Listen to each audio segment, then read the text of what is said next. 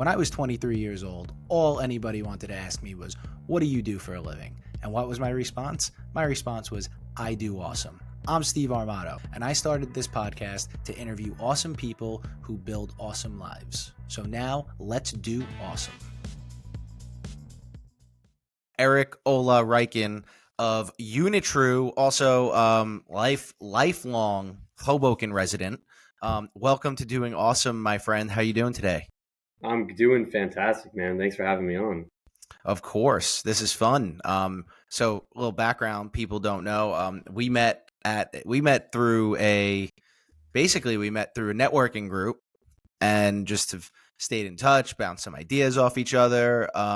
And you are what I hope my son is going to be, which is a lifelong Hoboken resident. So talk to me a little bit about, growing up here. And now that you've started a business, you're a young entrepreneur, and what that's been like for you, especially here since college. Yeah, man. I mean, Hoboken is a very interesting place. It's a lot different now than it was when I was growing up, and it is a lot different when I was growing up than it was before I was around. It's changing a lot, and I love Hoboken. I wasn't in Hoboken for the last 4 years while I was in school, and it's really nice to be back. But something about Hoboken is that growing up here, people don't realize that people grow up in Hoboken. Like, I'll talk to people and I'll be like, yeah, I grew up in Hoboken. They're like, no, you didn't. I was like, yeah, they're like, well, where are you from? I was like, Hoboken. They're like, no, but like, where'd you grow up? Like, Hoboken. They're like, oh, like, I just go there to drink. Like, no, Yeah, it's like, exactly. like people live there. But yeah, no, I love Hoboken. It's cool because, I can never walk anywhere in Hoboken without seeing somebody. Like, the communal aspect of it is awesome. Especially growing up, like, every single kid your age, whether you know their name or not, their face from sports. And I think that's something that I've kind of carried with me, is I'm always looking for communities and people to be around, to and it kind of with entrepreneurship too, it's like super important for me. It's like, I need to be around other people that are working on cool things to give me energy and to bounce, like with us, to bounce ideas off each other. And I think that all stems back from Hoboken, growing up in this city with such a tight community. And I love it. And I'm so happy to be back, man. It's awesome. Yeah, dude. And like, so for you, especially now, I guess, like, I'm old. Like, compared to you, I'm old. I mean, we were just talking about how I'm so old the Yankees were good in my lifetime. Yeah, it's exactly. There you Hey, go. the Yankees have always been better than the Mets in any lifetime. So I just gotta put that in. I don't think we've been to a World Series more recently than you, but I'll just leave How'd it you at do? that. How'd you do in that World Series? We lost, but we were there. Oh, So no, that's what I hang my hat on. It's fine, whatever. We're not getting back anytime soon, so got to be patient there, But anyway, and we're gonna sign Juan Soto next year, but don't worry about that. Hey, man, okay, I wasn't gonna say this, but now I will. It's fine by Mets standards to lose in the World Series, but the Yankees try and win things. I know it's not really what you're used to, but I know. I mean, you haven't won since 2009, though, so it's fine. 86, I think it was. That's true. Yes. But we were there. We were there. We lost to you guys. That was tough. But that's neither here nor there. But yeah, I did not. So I haven't watched the World Series go more than 5 games yet. So we'll see.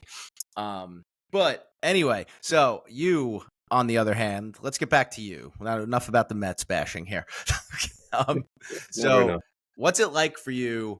Because I don't know. You're the only entrepreneur that I know that's like your age that I've met in Hoboken. So like, you're definitely more mature than most people that are your age. So like, what's it like for you being young in the game, like kind of mixing it up with older people that have been like in entrepreneurship for a long time? That's a good question. I think so for some context, so I graduated in May 2023.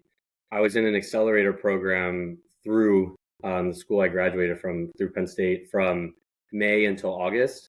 And in that program, they just gave us some money, and they gave us there was a co-working space we worked out of. I lived in my college house, and just worked on the business, and was surrounded with 7 other businesses with people around my age, working on other cool things they were working on. And then I came back in August and came back to Hoboken and continued working on UniTru here. And those were 2 very different experiences. Obviously in school, when I was working on the business, I would have I was an entrepreneurship major. So I'd have other entrepreneurship majors around me, lots of people working on cool things. Went into this accelerator. I had other people working on businesses that were super passionate and energetic, and I was working shoulder to shoulder with them every day, which is, like I said before, my favorite thing in the world. Like I need people around me, I need energy, all that kind of stuff. And then Right. I come back home, and as much as I love Hoboken, there was nothing. Like there was I didn't know a single other person working on a business in Hoboken. I didn't know a single other person my age that was doing something similar. Well, I did, but none of them that were like physically close to me. Right. And that was really, like, not to sugarcoat it, it was really tough. Like I definitely went through a lot of mental health like battles just being in that situation where I'd wake up every day and just be like, damn, like what the hell am I doing with my life? Like I just didn't know. I didn't have anyone to relate to. I didn't have anyone to, I mean, I have my co-founder, of course, who is around my age, and that's super helpful. Jordan DeCoom, wonderful, amazing person. But I it's just a different experience when you don't have all of those people around you all the time to feed off their energy and to get that moral support kind of. And so before the first, I want to say like 3 months, honestly, of being back in Hoboken was really tough. And then I kind of realized what I needed, and that was, I needed to be around people in person, like I've talked about a couple of times. I needed to be around other entrepreneurs. I needed to feed off other people's energy, and that's when I started to try and find more of these networking opportunities and more opportunities to be around other entrepreneurs. And that's when this Adam. So my mom actually introduced me to the. Well, she knew Adam Connors, the guy that we were introduced through, and Right. she told me about this lunch. And so I hopped on the phone with him, talked to him, whatever, and he explained what it was. And it was really when I heard about what it was, which is just a lunch with other entrepreneurs to kind of hear about their ideas and feed off their energy. I was right away, I was like, perfect. That was exactly what I'm looking for. And then once I got there, it was even better, like meeting you and meeting all the other awesome people that were there. It that those were the sorts of things that really helped me get back into my, really productive stage, because it seems almost, and it for me, like I'm learning a lot really quickly because I don't know much. Like I'm so new to the game. Like I'm just kind of like hustling it out, so that like I didn't realize, for example, I wouldn't see the advantage to doing things like that with my productivity. Like I would see it as like, okay, I'm losing an hour that I can be working, but I wouldn't see it in the fact that the people that I'd be meeting and the energy I'd be getting from them and the ideas I'd be getting from them would accelerate my production, I guess, and so Right. much that it would be way more valuable than that hour of busy work that I would be doing anyway. And so having like starting to go to these networking opportunities and keeping in touch with the people I meet, that was like the key thing. Because you can go to a networking opportunity and you can get an hour's worth of energy and an hour's worth of, fun or whatever, and feel good and feel pumped up. But it doesn't mean anything if you don't talk to the people afterwards. And so keeping in touch and like going and like getting a drink with you or getting a coffee with you or whatever, and going back and forth, like I would always leave those and just be ready to like run through a brick wall and just like ready to like go home and work. And so at first, I would say, to kind of like summarize all of that, like coming back at first when I didn't know anybody, it was really tough. Um, but now that I've started going to these networking events, I've started to meet people. And the age thing honestly just isn't really a thing for me. I think Yeah.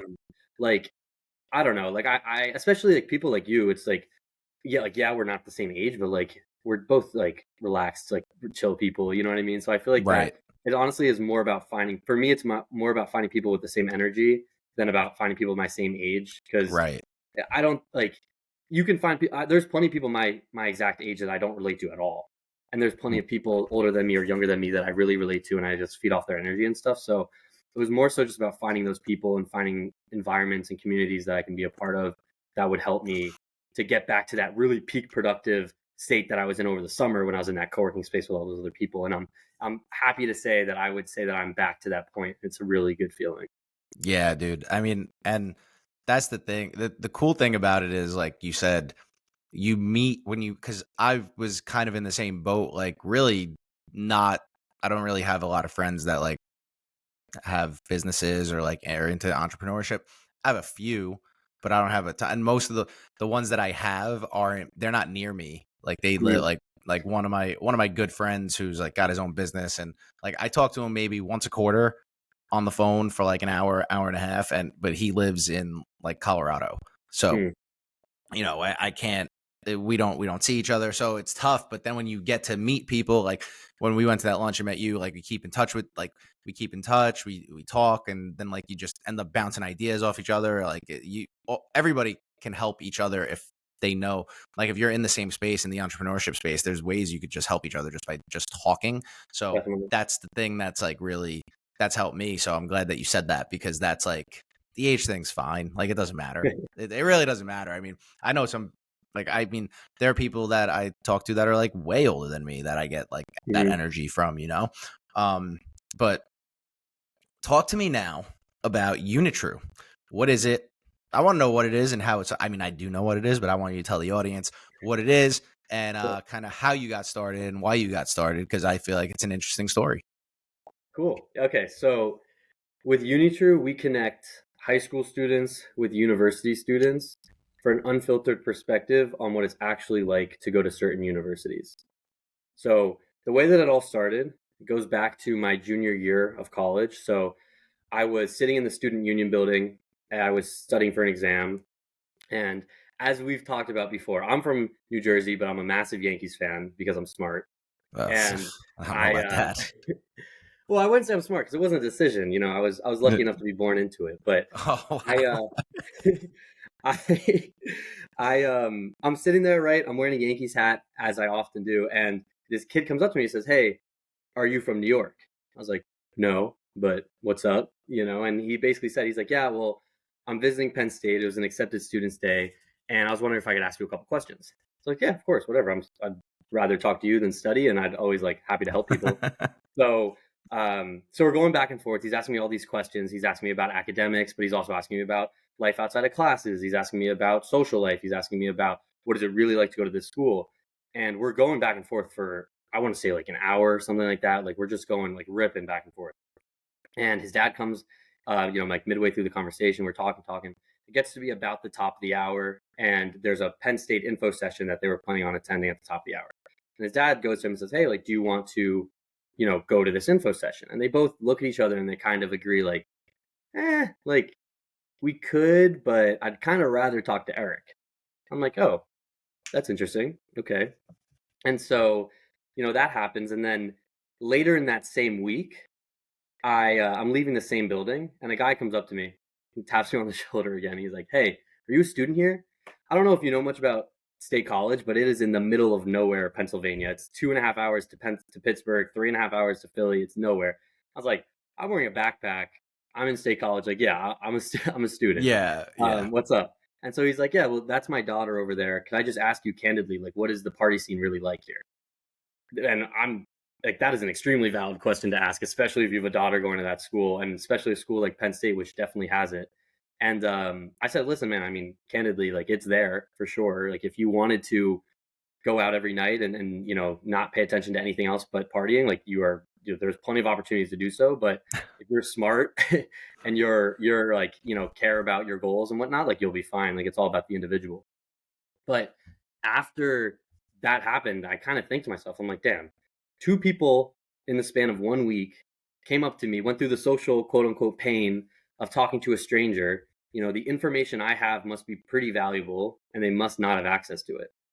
And so it kind of all hit me where, I was currently looking and it's weird because I was looking for a business idea, which is interesting because I think that's kind of like a hot take where it's like, you don't really like look for one, it kind of just hits you. But I was Hmm. looking for one because I just wanted to start something, and I was also at the same time, I was considering doing campus tours for Penn State because I needed a part-time job. And I look into it and I find out that they don't pay you. I think they do now, but I was like, there's no way I'm giving tours for Yeah. free. Um, but it all hits me at once. I'm like, I'm looking for an idea. I want to do tours, but I don't want to not get paid for them.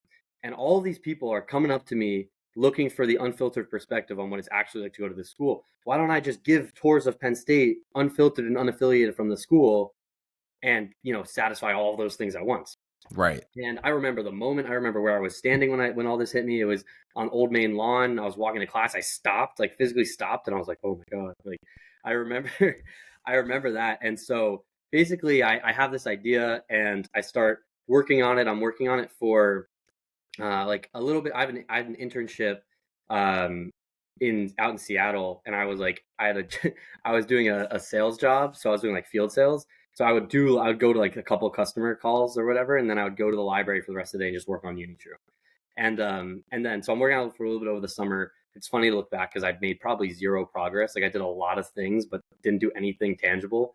And then I get to the fall semester. I work on it for about a semester, and I like did a couple of tours. I made a tiny bit of revenue, like nothing crazy. Like I spent it all at the bars, if we're being honest. Right. But Fair. but we I reinvest the revenue a little better now. But I uh I didn't do much, right? And so I'm kind of getting to this point where I've been working on this business. It's not really doing much. I had a return offer from that sales job. I was going to do that. Like that was my plan. And I'm kind of losing steam. I'm losing passion. I'm working on UniTru by myself. All my friends are, just enjoying their senior year, not really like doing much. I was missing out on those opportunities to hang out with them because I was working on this company and it wasn't really doing much. And I was kind of losing steam. And I get to winter break, and it's funny enough, I was gonna drop because I was working. So the class that I was working on UniTru with, I had to apply for it. I got into the class, got a tiny bit of money, working on it for that semester, and I was gonna drop that class because I was like, listen, I'm done with this. I'm not feeling the passion anymore, whatever. Like I'll do that sales job. I'll think of another idea. Like I was still gonna start something eventually, but I was gonna like kind of take a couple steps back. And I go to drop the class. Like I went into the portal to click the button and everything. And like my mom's begging me not to do it because she's like, my parents are incredibly, incredibly supportive. My mom has a business. My dad worked for a startup. Like they're incredibly supportive of entrepreneurship, which I'm incredibly blessed to have and understand the privilege that exists, that has. But my mom's like begging me not to do it and all this stuff. And then I go to drop the class, and it's like error. Like you need this class to graduate. And thank God that happened. Wow. If it wasn't, like I literally pressed the button, like I would have dropped the class. And so I can't graduate. I can't drop the class. So I go into class first week. I'm like sleepwalking through the first week of classes. I'm just like spending time with my friends. I had to give a presentation for UniTru. So I like put something together last minute, whatever. I go into class. I'm giving this half-assed presentation. And there's one kid in the class, a new kid in the class. He's just raising his hand every fucking like. Can I can't curse. You could curse. You could curse on here. You're good. Like every couple minutes, he's asking a question over and over again. I'm answering his questions, whatever. We're going back and forth. It's basically just a one-on-one conversation at this point. And he's like, dude, just talk to me after class. I'm like, all right, cool. So I go after class. I go to talk to him. He's like, my name's Jordan. I'm an international student. I'm from Cameroon, but I grew up in Senegal and Dubai. And I never got to visit a single campus. I never got to talk to a single student. He didn't even know that it snowed in Pennsylvania or in State College. That's tough. And I mean, State College has terrible weather. Like it is cold and rainy and dreary all the time. And I've never seen Jordan wear shorts once in his life. Like he is a hot weather guy. Like if it isn't above 85, it's cold. Like he is not a cold weather guy at all. Wow. And so all right. the fact that he didn't know that is mind blowing. And he basically said to me, he's like, dude, I love your idea. I love the unfiltered aspect of it, but I think we should take this and make it virtual so that we can help students who can't access college campuses, who can't afford to visit college campuses, and who can't find people on these campuses that they can relate to. Wow. And that was like, so if you can't tell by now, Jordan is my now co-founder. We skipped all of our classes for the rest of the day, and we're just going back and forth, like building out every little detail of it, going back and forth and just ripping. And it's this crazy moment of like, I could have slept through class that day. I could have dropped the class. I could have stopped earlier. I could have not talked to him. Like there's so many little things that could have happened. And we talk about it because that happened about a year and a couple months ago at this point. And so we talked about it on like the week that it happened. We were like, dude, I can't believe that this just happened. Like I was ready to give up on UniTru. I was ready to drop the class and everything. And Jordan comes in, and the second, like it's this crazy switch that flipped, because the second I start talking to him, all of a sudden, all the energy's back, all the passion's back. Like I'm just ready to go, ready to rock. Kind of like after I have one of those conversations or we hang out or whatever. And so I was just pumped up, and what we decided was like, we'll take this, we'll make it virtual, and we didn't have it all figured out at the time, but now what we do is we basically have a platform. It's a website where you can go on and you can look through all the different universities that we have available, and you can find a student at those universities based on their background, their involvement, interests, characteristics, languages spoken. You can see what they look like. You can see what they're studying. We basically give you as much information as possible so that you can find someone that you can genuinely relate to. Because the way we look at it is there's no Penn State or Michigan State or Rutgers experience. there's the unique experience of Eric at Penn State or Steve at like whatever it is. And so what we do is we connect you with someone that's as similar to you as possible so that you can see what your experience would be like at that school. And our main angle to it is that we don't work with the school in any way. We are 100% unaffiliated. We got the unaffiliated. Unaffiliated, baby. We're 100% Like, unaffiliated from, what was I saying? I was gonna say, you're like the Bitcoin of college tours. Yeah, something like that. Something like that. Keep going. But yeah, so we were completely unaffiliated. And the point of that is we want to ensure to the students we're working with that we're not here to sell you on any university. I could care less where you go to school as long as you're happy, as long as it's the right fit for you. And so we really focus on just giving you that unfiltered perspective so that you can ask all your questions and really understand what it is like to go to that school without having to just hear the university sales pitch over and over again and decide what school you're going to based on what school sold you the best. And Right. so once you find that student at the school, you can get either a virtual tour or a virtual consultation with them. So a virtual tour, you hop on a Google Meet link with them. They walk you through the campus in real time and live time, which is one of the things we really hang our hat on because there's no other options at the moment where you can do it in real time. Everything's pre-recorded. And that goes back to the transparency. We don't want you to see a sunny day in July. We want you to see the worst day of the year so that you know what the bad is. So that if you like it in February, you'll like it in July. so that you know it snows here. Exactly. Yeah.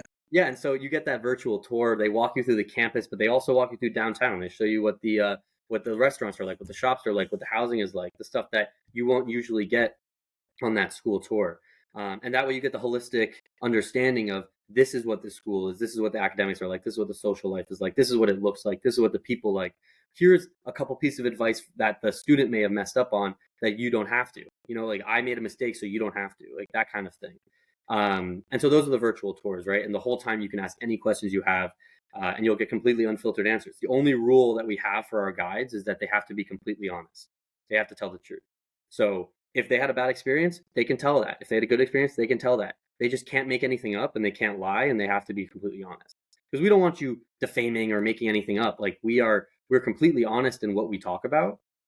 But at the same time, if someone had a bad experience, we want them to be honest about that. How do you keep how do you keep in check that honesty? Yeah, well, so from the less fun answer is that we record everything and we watch it back and we make sure that we record it for a couple of reasons. One is just to keep everyone safe, you know what I mean? Right. But also just so we can watch it back, see how we can improve and see how people are talking. Because that if somebody says something that if someone's like hard selling, we can be like, hey, don't do that. Like you don't have to do that. But then also we have conversations. We have personal relationships with all of our guides, which can be a little time intensive, but I think it's really important. Obviously, we won't be able to do that forever, but being able to have those onboarding sessions where we talk to our guides, and we talk to them about what we're about and the mission. And a lot of the people that sign up to be guides are people that resonate with that idea, and they resonate with providing that information to people. So people are naturally inclined to be honest and to tell them that, especially going back to when they're talking to somebody who they can relate to and has a shared background as them. Right. Yeah, no, it's very interesting what you built. And I like the unfiltered, unaffiliated aspect of it because you don't really get that. You don't really get that when you go to these schools. They just tell you. I told you this story before, but I'll never forget when I was going on a tour at Sacred Heart where I ended up going. And one of the tour guides just goes, and you get a free laptop. And my dad's just in the back with me. And he just goes, yeah, it's $40,000 a year. The laptop's not free. I was like, can you just shut up? Just don't you don't have to say that. We get it. But no, but I love that. And now where do you see this? Where do you see this going? Let's look at 5 years from now. Where do you see this, where UniTru going? I mean, I'm incredibly confident in myself and our team, especially, shout out the team. That is without our, we have a team of, there's 6 of us total. So there's me and Jordan, we're the co-founders. And then we have a team of 4 other people. So there's Martin Delgado, Gonkal Sally, Anuj Mohanty, and Alan Bijoy. So they are our super, they're amazing. They're all college students and they handle both managing the guide network, communicating with the guide network, finding more guides and more students based on people's needs. And they also help with fulfillment and making sure everything runs smoothly. And without them, we wouldn't be able to do anything that we do. Like, they're amazing. I love them all so much. We have an amazing team chemistry. We crack jokes all the time. Like, it's wonderful. But with them, I mean, I am incredibly confident in the team that we have. And I really see this growing really big. I mean, if I'm being completely honest, like we have two ways that we go about it, is that we work directly with students, but we also work with schools. So we partner with schools and provide tours and consultations to their students. And one thing that I really love about it is that we're able to work not just with the people who can afford it, but because we can work with schools, we can work with students who wouldn't necessarily be able to afford the tours or the consultations on their own, but the schools can pay for it up front, and then they can give it to the students for free. So we're able to work with students who might not have all the resources that someone else has, who might not have all of the, like, I grew up I was able to visit the schools I applied to. I was able to, use different resources. I had an SAT tutor, like these things that I'm incredibly privileged and lucky to have. And thanks to my parents who were able to provide that for me, and I'm aware of that privilege and I'm grateful for it. But I want to take that like privilege, and I want to take the opportunity that I was given to give that to other people. Right. And I want to make sure that everybody's on that even playing field, and that if somebody wants to accomplish their goal or their dream of going to a certain school, that they have all the resources necessarily, or they can also find out if they even want to go to that school. Right. But so in terms of where we will be in 5 years, I mean, it's just about impact. I mean, we just want to help 1 million, 2 million, 5 million, 100 million students, and just make sure that they're going to school they're excited about, happy about, and making sure that they have all the resources necessary to make an educated decision about where they're going to go. Right. So that's really where the goals all line up, is just about impact and helping people not have to go through the same pain, make the same mistakes that Jordan and I made, and that everybody really makes, because that's life, but trying to minimize those as much as possible. Yeah, dude, that's great. That's great, because we all made mistakes when looking at schools. Like, everybody did. So, including myself, and I'm a dinosaur compared to you. So, I mean, you are a Mets fan, so. Wow, dude, you're really going there. I mean, in 5 years, Juan Soto is going to be in his 4th year as a Met, and like, you guys are going to be crying about it. So Remind me of where he's playing in a month. Is it? It's he's not in playing Queens, for is it? he's playing for the Yankees, but Oh, he's okay. a rental though. It's interesting but he's going to be playing baseball in the Bronx, right? For a year, and then he's going to sign with the Mets. Yeah, but you're focused, like, he's playing baseball for the Yankees, though, right? You're talking a lot of This year. hypotheticals here. No, it's not a hypothetical. We're talking about basically entrepreneurship. a You got a lot of fact. assumptions. You got a lot of unvalidated assumptions. I mean, we have It's not a hypothesis that has been confirmed. Juan Soto is a New York Yankee. this year. Yeah. This year. Yeah, he will be a free agent after this year. Yeah, So, he will be. And guess where so he's going to come back to? Knock he's on gonna wood. he's gonna come back to Queens is where he's gonna come. Well, that doesn't make any Just sense, saying. because how can you go back to somewhere you've never been? Well, he's been there. He's he played for the Yeah, he left quick. He hated he played for the Nationals. He killed us. But we could debate that all day. I mean, but That's you're another just not. podcast. You just don't have enough money for Cole, Judge, and Soto. So I'm just I gonna. think you're forgetting about who the New York Yankees are, but No, this isn't George Steinbrenner. This is Hal. He's fiscally. He doesn't like luxury tax. I mean, don't worry about it. It's fine. Anyway, let's talk here. Let's go, because I know, like, I could talk to you pretty much all day, but unfortunately, you and I do not have that type of time on our hands at the current moment. But what I do want you to talk about here is, because you work a lot. Like, every time I talk to you, even if we go out for a drink, like, you're going home to work, or if we go out for coffee, you're working. You work a lot. So when you're not working, how do you disconnect from everything? Yeah, that's a great question. I love my family, my friends, my girlfriend Abby. Like, I spend a lot of time. I mean, I spend as much time as I possibly can with my, like, people are. I'm a people person, right? So when it comes to, because you talk about working a lot, like, I love what I do a lot, right? So it's like, it's fun. Like I don't see it as work, and I don't really. It's interesting because I don't really see myself as having, like, I do think I have a good work ethic, and when there is things that I have to do that I don't enjoy doing, I get them done. But at the same time, 90% of the time that I'm working, I'm just like smiling, like listening to music. Like, I just love it. Like, it's not like I'm sitting there like forcing myself to do this stuff. It's like, I just love it. I love talking to customers. I love selling. I love helping people. I love, all this stuff. And so I see the work as fun. Like it's not like I enjoy it a ton. But then when I'm not working on UniTru, it's just hanging out with friends. I mean, I have a lot of people in my life and I'm really grateful for that. And they're all incredibly supportive and they're all just like amazing people that I love to hang out with. And, like for example, like I'm hanging out with Abby tonight. Like she's one of her friends has a birthday party we're going to, and then I'm seeing some school buddies on Saturday. And then on Sunday, I have one of my high school buddies. I have a birthday thing for him. Right.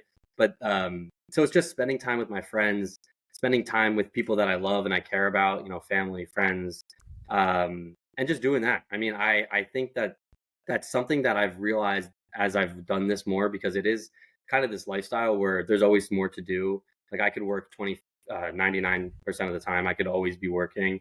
And I'd be okay with that, which is kind of scary. So it's like, I need to intentionally take a step back sometimes and be like, okay, I can spend this afternoon doing something that probably won't have that much of an impact in long term, or I can spend time with somebody who I love and who I want to make sure I'm making an active effort to hang out with, right? Because if I don't intentionally make sure I'm hanging out with people, I won't, because I can, like I said, just be happy working all the time. And so I try and hang out with people in person as much as I can. I like to text people all the time. Like it's almost too much sometimes, but I just like text people like, "What's up?" Like all that, this random Yeah, people when they pop into my head, because it's like I just love having those interactions. And it's just, for me, it's all about people. So I would say hanging out with people, um, just doing whatever. Like it doesn't even matter. Like I'm just as happy sitting in a dark room or light or just like talking to somebody, chopping it up, as I would be going doing some crazy adventure, right? I also love music. I love playing music. I love going to see music. Like seeing live music's probably, like, music and sports are probably my two favorite things. So like seeing live music or live sports, love that so much. That's something I got from my dad. I mean, my dad is big Deadhead, amazing musician, has infused, like, his side of the family just infused music into me my entire life. So I've always been playing something. I've always been going to shows. I mean, we've gone to a bunch of Dead and Co shows, and just like I love all that stuff. So those are the main things for sure. that's awesome, dude. And I agree with you. If I didn't like take a step back, I would just work all the time. Yeah, I just like it. I just like, even the other night, I think my wife like went to bed early and like just fell asleep. It was like 8 o'clock, and yeah, I just made a reel for my hell yeah, company, because I was like, we could do this. It's good. It's yeah. easy. Not that it's easy. It's just like I don't mind doing it. Like Mhm. I'd rather do that than turn on whatever I was gonna turn on, and because it just doesn't. That's not going to move the needle. So Yeah. it's great when you do things that move the needle, but also taking a step back too is, you need that at Julie, times. I was gonna say, because I don't want to give off the impression that it's like from the time I started working on this, it's been 16-hour days every day. Like, no, like Yeah. I've been like learning like myself more and more through this process and through my whole life, obviously, but through the last couple of years especially. And something that is really important for me is I'm a very much work hard, play hard kind of guy. And sometimes I need to do, like, I'm all or nothing to a fault sometimes. Like if I'm in a work mode, I'm all work, like I will just get completely consumed in it. But in the same light, if I'm in a non-work mode, sometimes I will get too far into the relaxation and not doing, because I don't get me wrong, I love to not work. Like I really enjoy hanging out. And so Yeah, doing nothing's great. it's I wonderful. love Yeah. it. And, I and love it. It's so my favorite thing.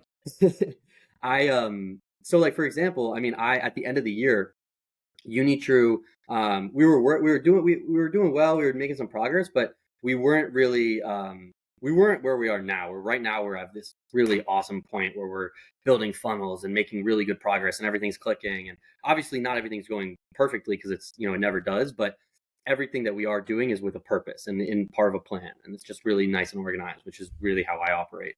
Um, but before that, I was in this weird in between stage where, like, I didn't know it was working. I didn't know it wasn't working. I have a part time sales job that I was like, I was just like trying to figure all this stuff out. And I kind of took a step back for a couple weeks, kind of like the equivalent of winter break, because like the high schools were on break anyway. And I didn't really do much. Like I did the bare minimum deliverables pretty much. Like we do a live, shout out, little shameless plug. We do a live every Sunday at 3 p.m. at the UniTru underscore at the underscore UniTru on Instagram. But like I basically just did that. You know what I mean? Like I did the bare minimum to keep up, not, I don't want to say appearances, but keep up what we need to do. But then after that break, it was crazy because our entire team kind of took a step back. And then after that break, the nonstop rampage that we've been on for the last 2 months is ridiculous. Like by far, we've gotten more done in the last 2 months than we have the rest of the time we've been working on it, for sure. It's just been amazing. And Yeah, so that's awesome. it's just super fun. And so having that taking that step back and relaxing and understanding when you need to do that is so important, and something I'm not good at and I'm trying to get better at. But this was a time that it just worked out really well because now we're just firing on all cylinders, and the communication's better, the vibes are better, the momentum is better. It's just everything is better because we took that step back. Oh yeah, absolutely. And you need that sometimes. I get that. It's like almost like when you go away on vacation for like a week or 2 weeks and you come back and you're just energized and like ready to go. It's great. Now, this is why we're here. What does living an awesome life look like to you? I love that question, and I love the theme of the podcast because I'm super like that is so important to me. Like my entire life I've always been very, I don't want to say nonconformist because I'm not, but I've been very like I know what I like and I know how I want to live my life, and I'm very strict about that. Like I don't sacrifice that for pretty much anything. And what that means to me, for example, is freedom is the number one thing for me. Like that's the reason I'm doing entrepreneurship. Besides the fact that I just love it and enjoy it, but I just love the fact that I dictate my schedule. I dictate when I do things. I'm able to, I have that freedom. And I think that living an awesome life is, I'll say it from a general standpoint, and then I'll say how that fits into me personally. But I think living an awesome life is just being unforgivingly true to yourself, not sacrificing anything for people who tell you like, hey, you should do X, Y, and Z. If someone tells you to do something and it sounds stupid, don't do it. Like, I don't care what it is. Like if it doesn't make sense and it seems like they're just saying it because, that's what everyone says to do, don't do it. Like you can live your life however you want to, right? And there's no one size fit all for anyone.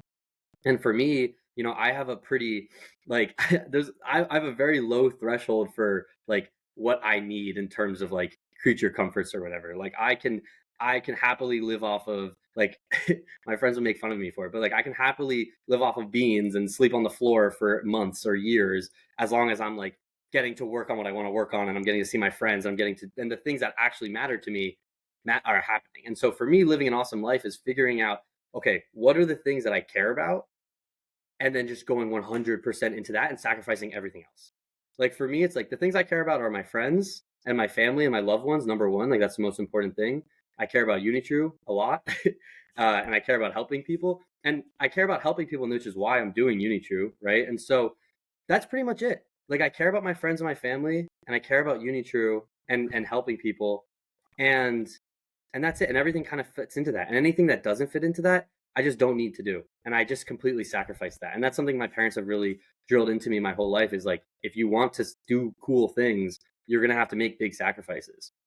And so being intentional about that and feeling like, okay, so I have an opportunity, like you were talking about before, like at the end of the day, I could watch some Netflix thing or watch YouTube or whatever for an hour, or I can bang out this couple things when it's not fun anymore, when I'm tired and I want to go to sleep. And it's like that is the smallest possible sacrifice you could ever make, right? And so like making little sacrifices like that to be a little more productive. That being said, there's plenty of times where I've watched YouTube, and so I don't want to act like I'm like Right. but Same. but So I yeah, get that. but ideally doing that, or like sacrificing, sometimes I know I talk about hanging out with your friends and stuff like that, but there's sometimes you have to say no to things, right? Like sometimes there's events or things where it's like, okay, like that sounds awesome, but I just can't do that. Like I can't afford to do it. Like I operate on a very lean budget because, I'm a starting a business and everything. And so I sometimes you got to sacrifice things. You can't do everything you want to do. And so for me, living an awesome life is just living exactly how you want to live and sacrificing whatever is necessary to get you to that point, and just going like all in. And I mean that like all in. Like I don't like no half-assing, no, 1 foot in, 1 foot out, like 100,000% you're in or you're out, and just making it happen because it's hard. And ups and downs and ups and downs and ups and downs. But if you never give up, you can't fail, right? So just finding something you're passionate about, and just going all in and making it happen by any means necessary, and surrounding yourself with people who are supportive. Like, I couldn't do anything I do without the people around me. The amount of support I get, like, I know a lot of people who start businesses have people doubting them. That's a main motivator, right? And I can imagine how difficult that would be, because for me, I don't have that experience at all. I don't think there's a single person, not that I'm sure people have their doubts or whatever, but I don't have a single person who's not like, dude, I'm so proud of you. I'm so happy. Like, let's keep moving, keep like giving their support constantly. And I feed off of that. And I'm so grateful to have those people around me. And because that's just so vital to it all. So I would say living an awesome life is just finding something you love and just unforgivingly being yourself and just going all into it and just making it happen by any means necessary. Well, that gets me jacked up. I love that. That gets me excited. That gets me excited to I could run through a wall right now, dude. That's incredible. Now, I love that answer, because that's making me want to just work all day now. This is amazing. Let's do it. But now this is it. This is the big one here, all right? What's your go-to karaoke song? Damn, I don't do a lot of karaoke.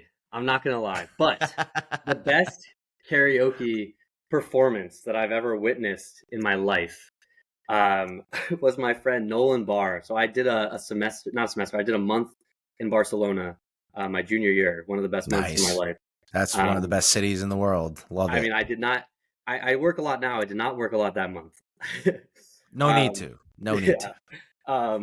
But there was a karaoke bar that was located. So I'm a big Barca fan, the football club. Oh yeah. And we were living about, a couple blocks away from Camp Nou, and we were right there in the midst of it. And there was a karaoke bar that was open 24/7. Barcelona is a wonderful place. But it was open 24/7. It is. And we would always like go there all the time, obviously, when we didn't feel like, because we lived kind of far from a lot of the other nightlife. So we would go there a lot when we were feeling like making the trek. And my friend Nolan Barr gave a performance of Valerie that would just change lives. Like, it was just such a beautiful, beautiful performance. So I don't have a go-to, but I would say that is the number one karaoke song in my mind. Okay, that's all right. That's a good answer then. I guess I'm gonna have to go to Barcelona with you. Let's do it, man. And your buddy, and we're gonna have to just go to the karaoke bar. I mean, I don't do karaoke a lot, but I just feel like everybody's got that. I feel like everybody's got a song that they know. Like, if I go to karaoke, like, this is what I got to sing. I need one. Do you have any suggestions? I don't know. See, that's a personal preference thing. I don't really have any suggestions. It's a personal preference thing. Like, what's yours? Call Me Maybe. Okay. Easy. Okay. Easy. That's the go-to. I don't even need the board. I could just belt it out verbatim. It's good. But dude, thank you for coming on the show, even though you're a Yankee fan. Now, before I get you out of here, tell everybody how and where they can find you. Sure. Yeah. So for UniTru, our Instagram is at @THE_UniTru, UNITRU. We try and post a lot of just free advice on there.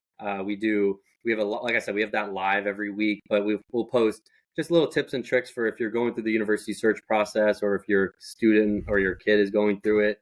So we'll post a lot of free stuff on there just to help people. Like I said, it's about impact at the end of the day. So just to help people out that way. We also have our live every Sunday at 3 p.m. Eastern time. There's a different theme for it every week. So, we've got like freshman dorms or food on campus, stuff like that.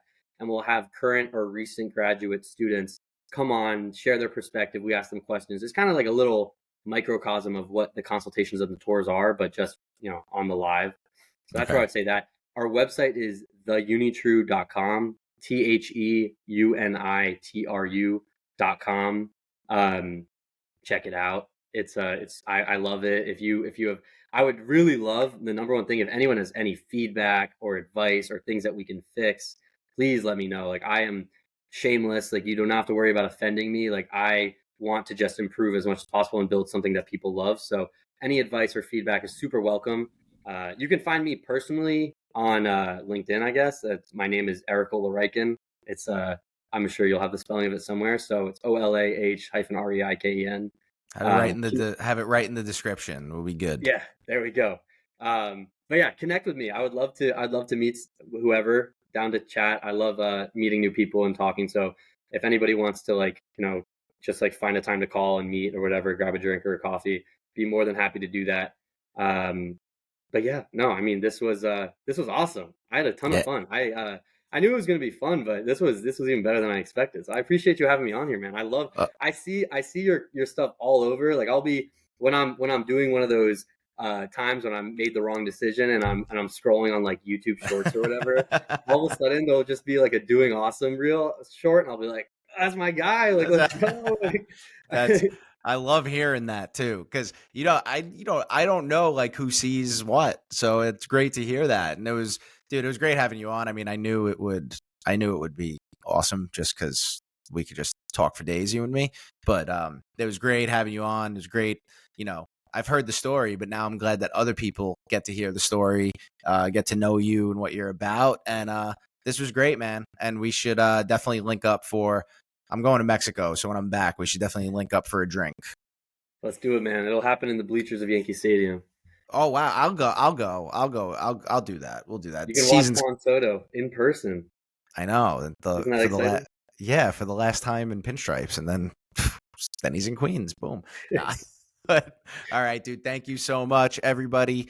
Thank you for listening. And as you've seen, we haven't been doing this every single week because business has picked up, but we're going to keep this thing going bi-weekly for the time being until we start getting some sponsorship revenue. So we will see you on Tuesday.